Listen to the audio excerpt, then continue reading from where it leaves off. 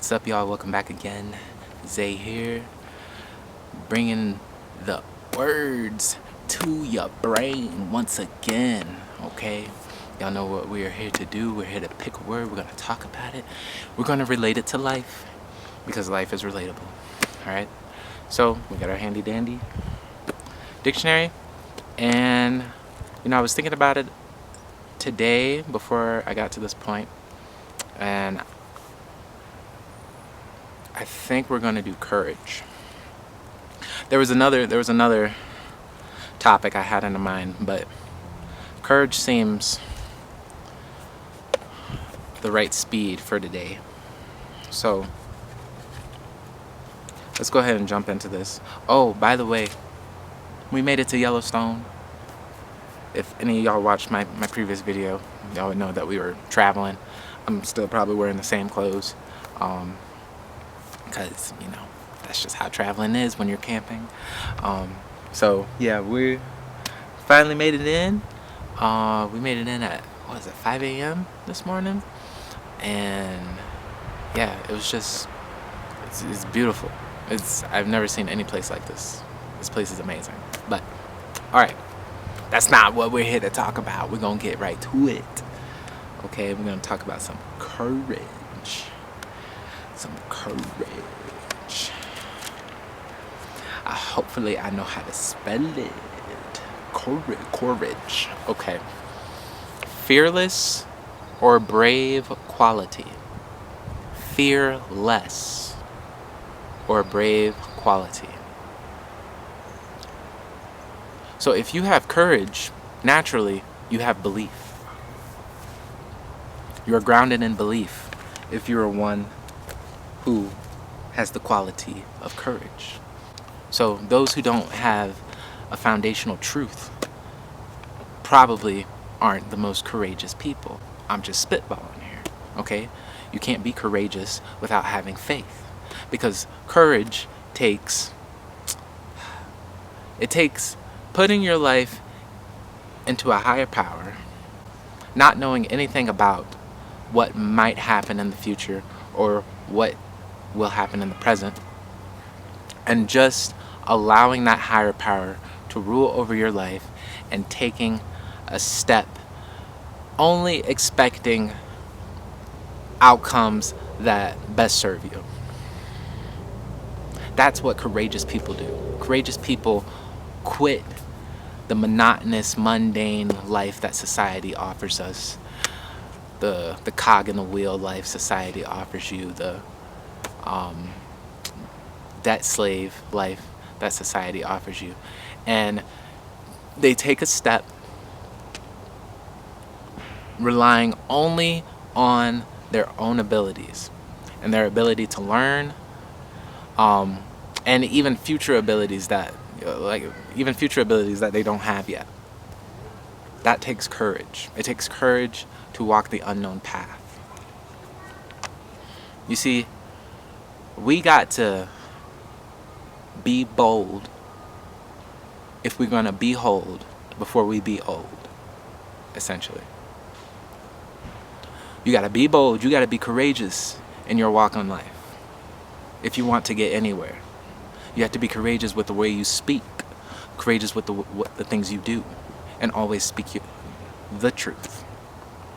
So you got to be bold so you can behold. Before you can attain a state of success, before you can attain a state of wealth, it takes courage.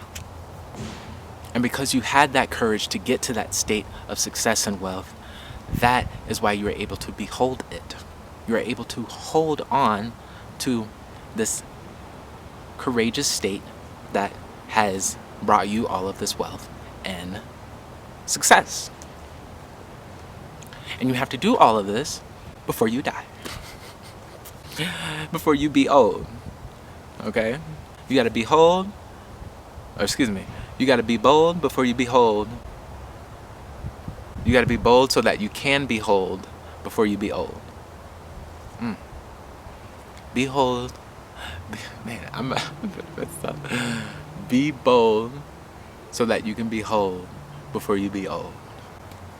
I just had to keep saying it because it just hit. It struck. Okay? So there's no time to be wasting on haphazard measures. Bruh. Okay? There is no time to be wasting on that. Let me tell you what happened today. So my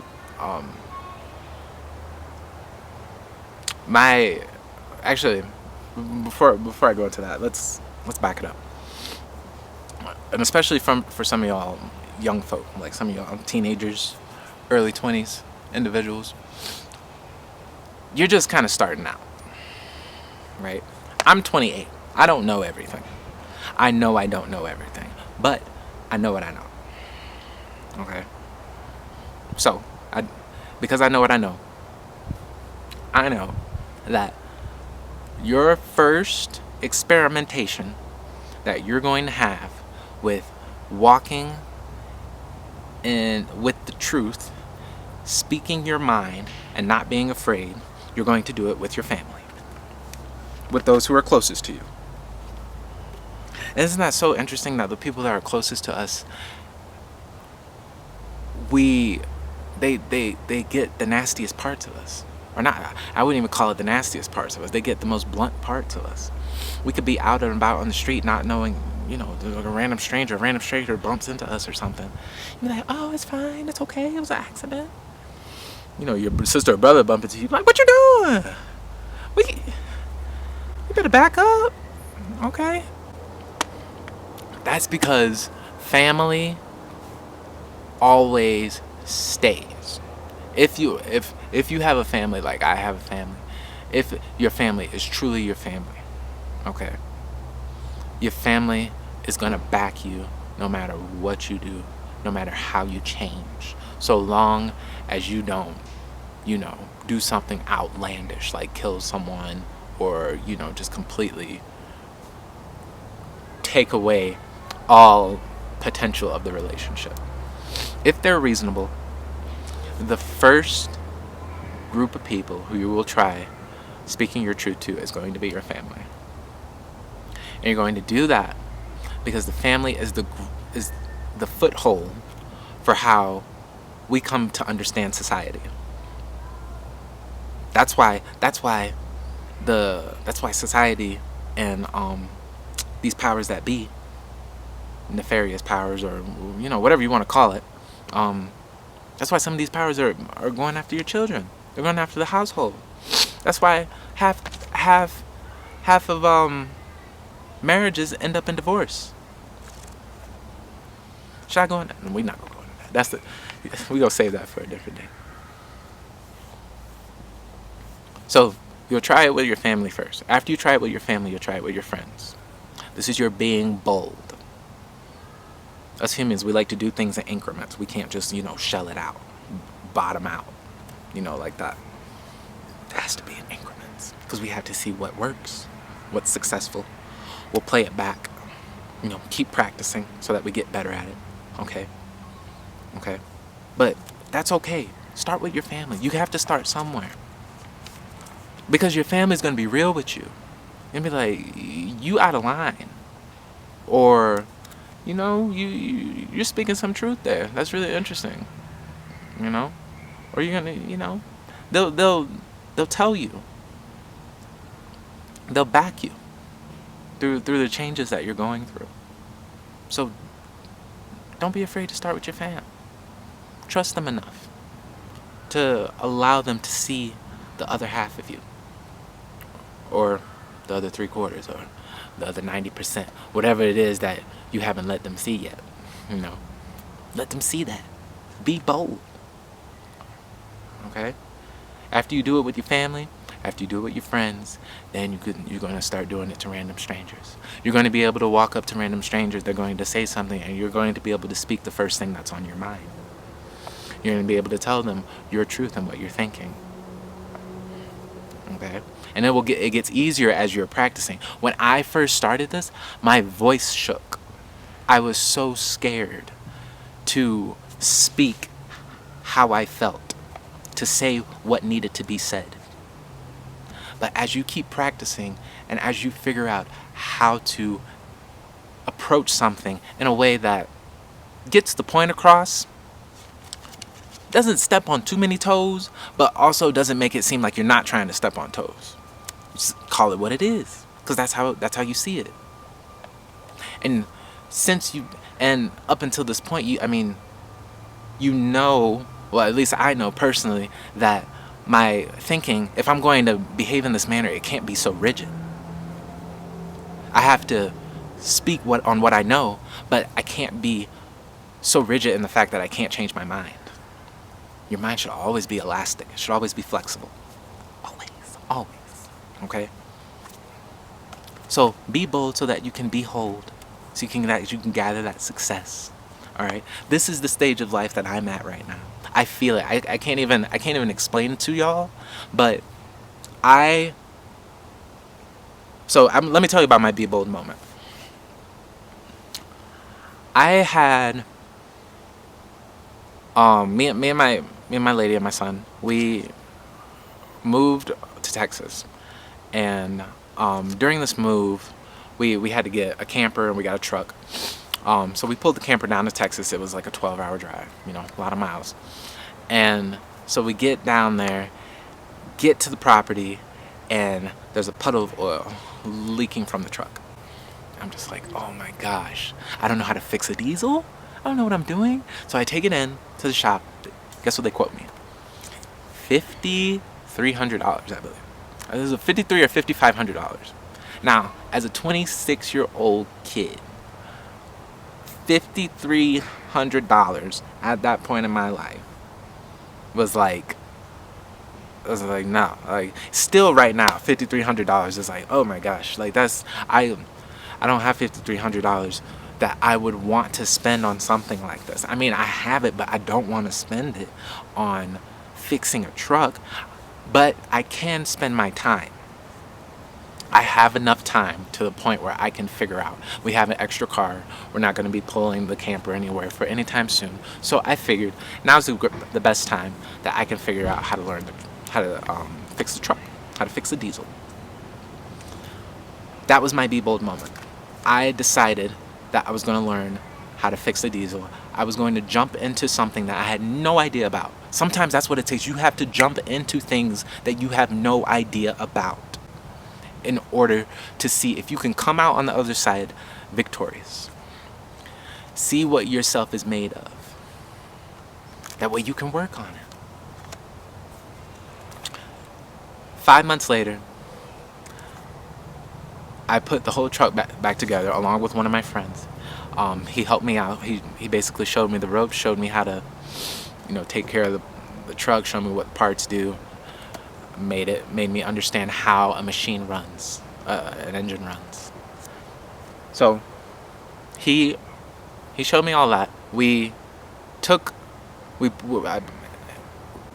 the truck back into the engine, and then I basically had to put we got the engine back into the truck. We got the truck back into the engine. We got the motor back into the truck, and I basically had to put back all of the parts to the motor by myself after like a crash course, a 2-week crash course from my friend. Mind you, we took everything apart together, but I had to re-engineer everything and put it back in. Okay. I did that. It took me 4 months. It was probably 3 or 4 months of work to do it.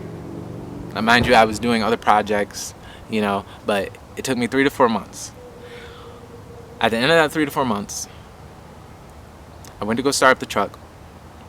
Nothing. It didn't even turn over. I tried again. Nothing. I did that for a week. Brought my other friend over, had him look at it. Nothing. We couldn't figure it out. So I brought my original friend back over. We're tinkering around. All right.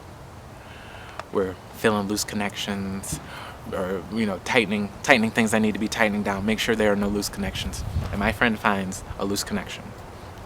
And then on the other side, I find another loose connection. Tighten it. Go to start up the truck. It starts. In that moment, something clicked. An epiphany that if I set my mind to something,